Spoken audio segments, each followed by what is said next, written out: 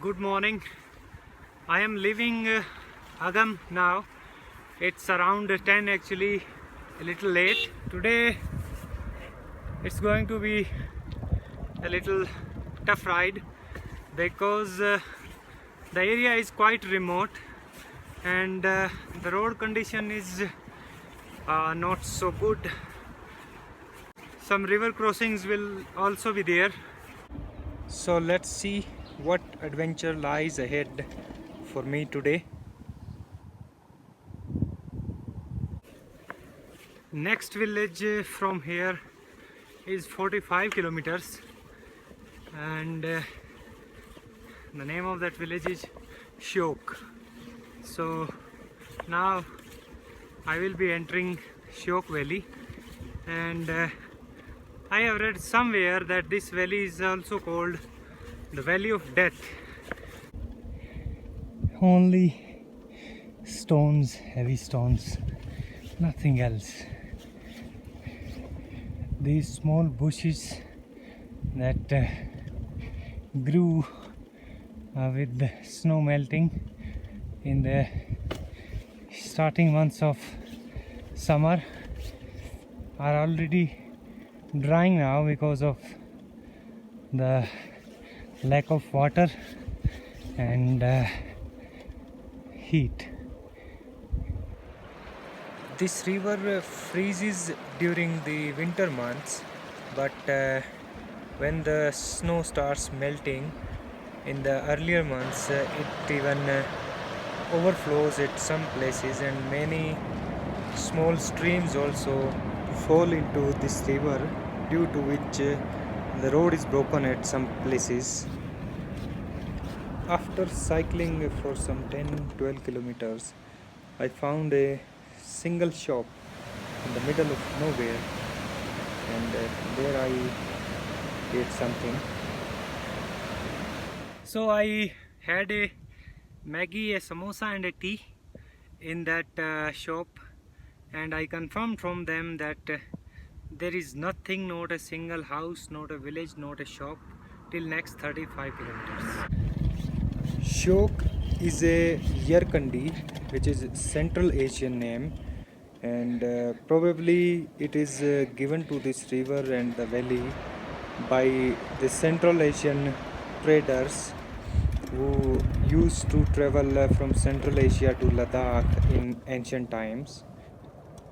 Shyok River is called the River of Death because of its extremely harsh conditions. This title, River of Death, was also given by the Central Asian traders because when they used to travel, many of them would succumb to these conditions, and it is said that on the way to Karakoram Pass, the bones of those died traders can still be found. So, in these extreme conditions, only the hardest travelers used to survive. So, my water was almost finished, and three guys from south stopped for a picture. I refilled my bottle from them, so now I don't have to worry for at least an hour. Halfway between Agam and Shyok, I experienced the real challenges of this region and this path. Stony roads and these river crossings, but luckily I crossed them. Though my shoes got wet, but the weather was quite sunny and warm, so they did not trouble me much.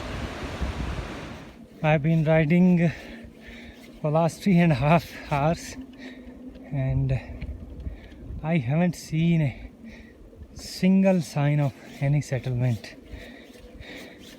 here.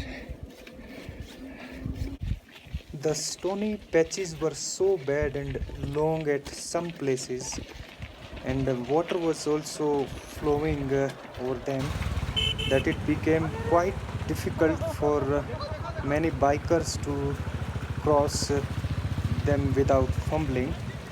So they just had to cross with the help of other bikers. But luckily, I just found a trail through which I crossed without any difficulty. Wow, man, I just can't imagine. This guy has just cleared it. Finally, after crossing through those streams, I reached Shok village at around 3:30. There I had a Maggie and a tea, and after that there was a climb for next 5 kilometers, which was a little difficult.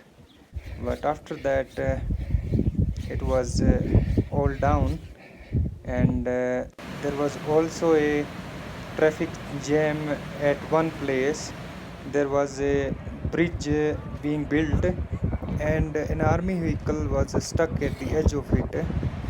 People said that it was a 4 hour long traffic jam, but luckily I didn't have to wait for long. Next was a small village called Durbuk. There was a restaurant at the beginning of the village, and the owner of that cafe invited me to rest and have a tea. And after that, I continued my ride towards Tangse, which was around 10 kilometers from there. And Tangse was my destination for that day.